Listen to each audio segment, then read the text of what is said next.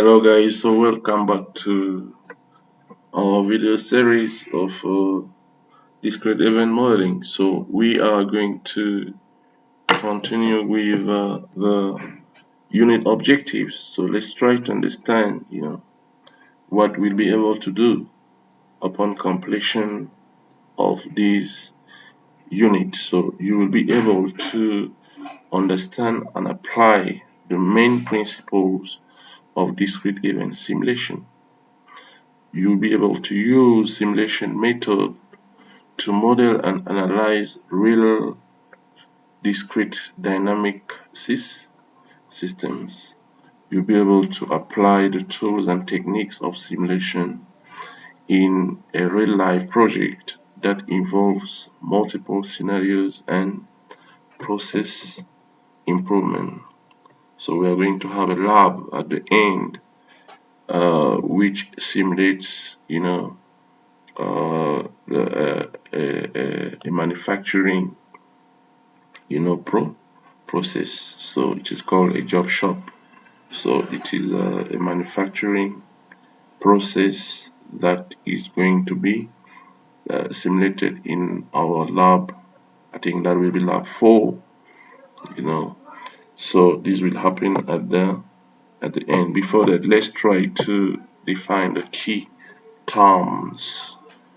The first term we are trying to define is the term of discrete event, because we say discrete event modeling, discrete event modeling. Now, what we have first to define here is we have first to understand here, is the definition of an event. So, how can we define an event? An event is something which happens. An event is something which happens. You see. So, like an example is, you see that you can see down here the arrival of a client, for example. The arrival of a client, the arrival of a lecturer, the starting of the class, something like that. The arrival of a truck, loading items in a truck. So this something happening. Some event can be instantaneous. They happen quickly. They happen very quickly. But some event happen, for a certain period. So let's take for example a wedding. A wedding is an event. It's something happening. It takes time. A wedding ceremony, for example, takes time. A class happening. It takes a class takes time. Generally a class takes minimum 2 hours. We have some classes which even take 6 hours a day. You understand that? So it is something happening. So we have a starting point and then an ending point. You get it? So what we say here is the great majority of processes we observe in the real world consist of continuous changes. However, when we try to analyze these processes, it often makes sense to divide a continuous process into discrete parts to simplify the analysis. Discrete event modeling techniques approximate continuous real-world processes with non-continuous events that you define. For example, some example are a customer arrives a at a shop, a truck finishes unloading, a new product is launched, an inventory level reaches a certain threshold.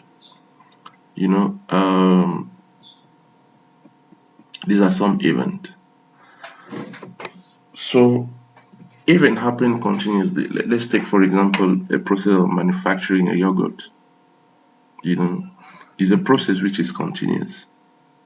You know, it's a process which is continuous. But we are not interested, you know, to know what happens every minute in the process of manufacturing a yogurt. We are not interested.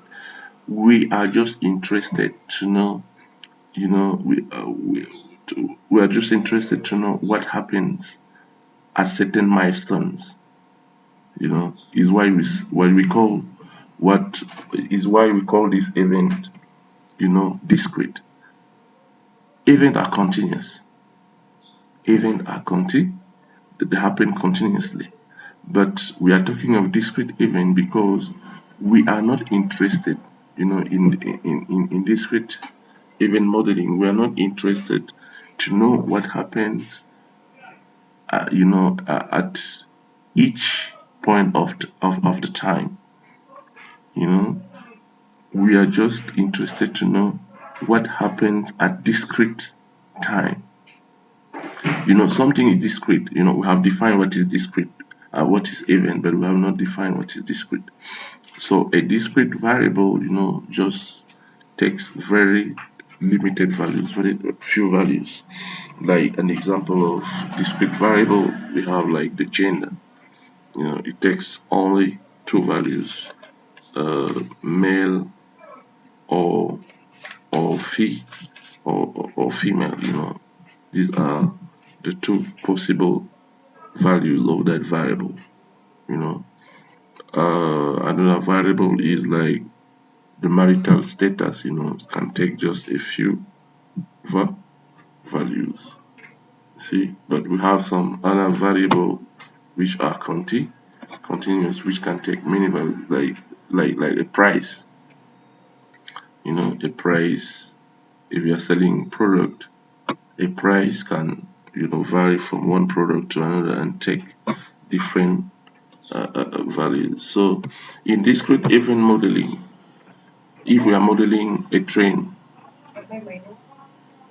if we are modeling a train, so we are interested to know what happened from point A to point B. You know, so what we are interested of here is to know, what happens, at the arrival, and what happens what happened at the departure, and what happened at the arrival. So we are not interested, we are not interested to know what happens in between. Then we are not very interested to know that. So we are interested to observe, we have two critical time here. We have the departure time and then the arrival time. So we are not very interested to know what happens, you know, in between, And this is seen as time delay. So let's read this to try to understand. In discrete event modeling, the movement of a train from a point A to point B will be modeled with two events. In discrete event modeling, the movement of a train from point A to point B will be modeled with two events, namely departure event and arrival event. The actual movement of the train will be modeled as time delay, the time delay between the departure and the arrival. You see? Now, this does not mean, however, that you cannot model the train as moving. So you can model the train as moving. You see the train moving, but generally, we are not very interested, to know what happens in between. We are interested to observe at which time the train leaves and which time it arrives. So we are interested of these two events. The event that happen in between there are not of great importance. You know, so is why we call it discrete, because There are many times, there are many things, there are many events happening in between, but we are just interested, in 2A event, the arrival and the departure, the arrival, sorry, the departure and the arrival. So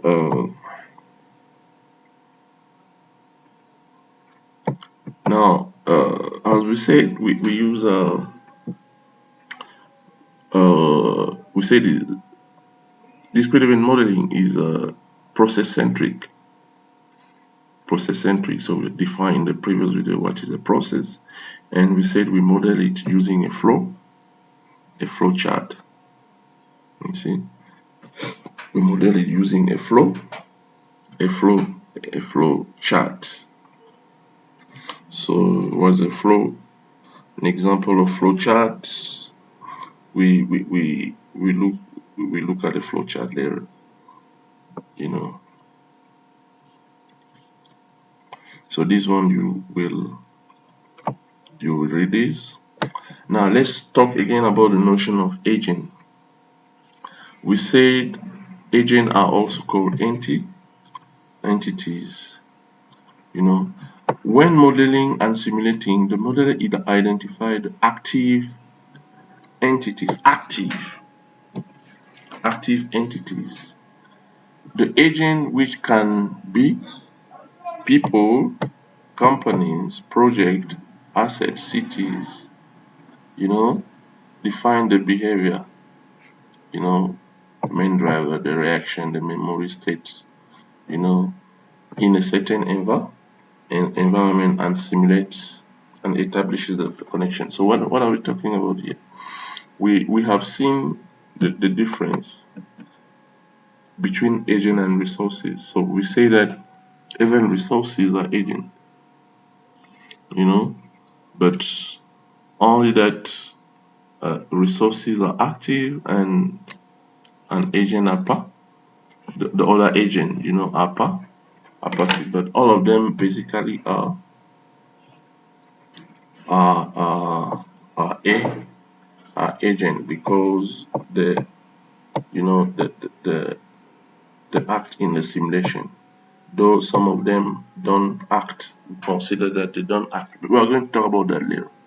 So we talk about the notion of queues. We say that queues accumulate, accumulate. And why do they accumulate? Because we have few resources. Here we have different agents here.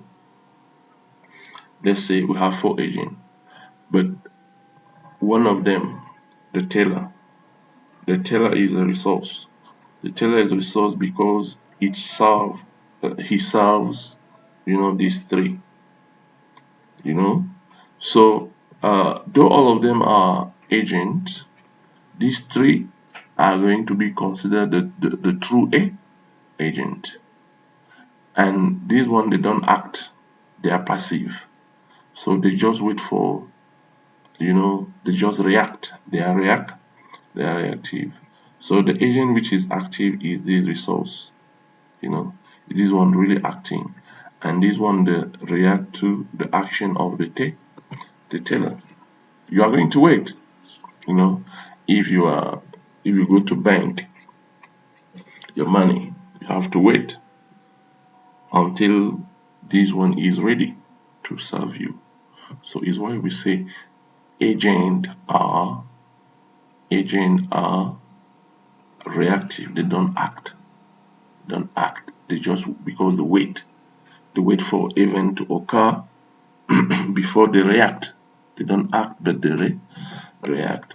So they react to the action of this resource, which is serving them. So queues accumulate them because, look at here, we have only one resource for 3A agent. You get that? Only have one resource for 3 agents. So you have to wait. You get it? You have to wait. Good. So this is why we have queues accumulating. I'm going to send you videos of queues and even how to program a queue in Java. You know, how to enqueue, how to enqueue, how to dequeue, how to pick, and so on. So I'm going to talk about that later. Now, a clock. What is a clock? Simulation must keep track of the current simulation time. Whenever measurement units are suitable for the system being modeled. In discrete event simulation, as opposed to real-time simulation, time hops because events are instantaneous. The clock skips to the next event start time as the simulation proceed. So the clock is, the current time of the simulation, the current time of the simulation. Sorry. So remember that this is a dynamic simulation. Time is very important and is one of the key output. We are looking for. We said we are looking for the waiting time, the time spent in this time spent, by an agent, in the system, or the time spent, or the time used by a resource in the in the system. Sorry. So time is of great importance, and the clock, is what do we mean by clock? The clock is the keeping of all these time, the tracking of the current time, the current time situation in the in the simulation. A clock, just like a clock, what is the use of a clock? The use of a clock is to track time, so it has the same meaning here. So an event list is what? An event list is just the list of events, occurring. So you can keep the list of events, even though all of them are not of interest, but you can keep the list of you can maintain the list of interesting events, and most of the time they are discrete event ending condition. Because even a bootstrap, theoretically, a discrete event simulation could run forever because it's continuous. So the designer must decide when the simulation will end. So what is the ending condition? What's the ending? When can we say that the process has reached the end? What is the condition triggering this? So is what we call the ending condition. So this a simulation can run forever, is continuous. Though it's continuous, we say that we are just interested, you know, to track specific, event, you know, discrete event in that in a simulation. So it's important then to define at which time, you know, the the the the, the simulation is going to end. So it's what we call the ending condition. So this is basically you know this is basically the vocabulary, you know, the main vocabulary of you know in discrete event. But we have also talked of, you know in the previous video we talked of system throughput. System throughput is the rate at which the system is proceeding. So the rate at which, if we are manufacturing product, for example, the rate at which production is done. If you are serving patient, the rate at which, you know uh, agents are served, or the rate at which resources are serving, and so on. It's what we call system throughput.